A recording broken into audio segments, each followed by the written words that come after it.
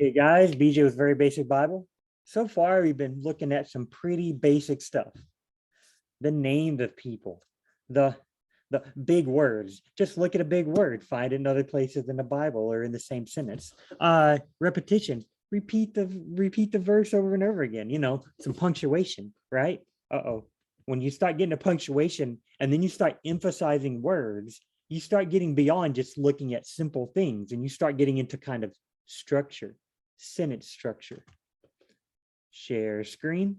Let's look at some of the phrases, the punctuation, and the emphasis words, as I called them, emphasis words, kind of start turning the thing into phrases. So we're getting beyond just rote repetition. Okay, we're getting beyond, according to the foreknowledge of God the Father, by the sanctifying work of the Spirit, to obey Jesus Christ and sprinkle with his blood.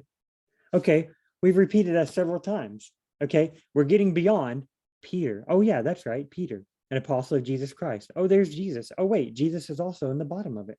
Okay, Cappadocia, Pontus, Galatia, Asia. Hey, we can look those up in other parts of the Bible. Those are where we're getting beyond just simple markers, and we're getting to those who reside as strangers, comma, scattered throughout. There's a list. Pontus, Galatia, Cappadocia.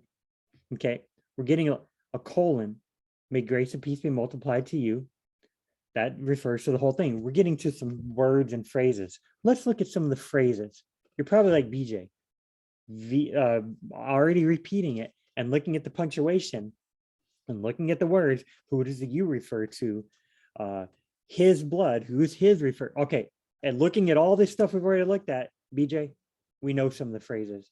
Okay, let's point them out. This is showing us that we are learning. God is revealing stuff to us in his word. Peter, an apostle of Jesus Christ. That's one phrase. You can tell because there's a space right there. To those who reside as strangers. Is that a phrase? I mean, there is a punctuation. Maybe not. I think this is the phrase.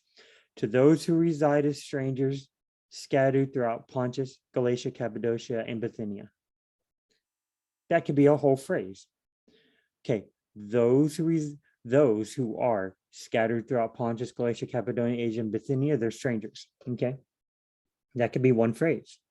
Okay, who are chosen according to the foreknowledge of God the Father. That's definitely a phrase.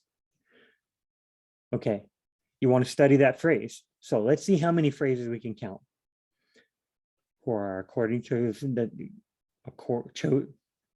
who are chosen according to the foreknowledge of God the Father by the sanctifying work of the Spirit to obey Jesus Christ and be sprinkled with his blood. Wait, that's like two phrases. I got three phrases there, but that's like two phrases in one. To obey Jesus Christ and be sprinkled with his blood. Okay. To be sprinkled with Christ's blood and to obey Jesus Christ.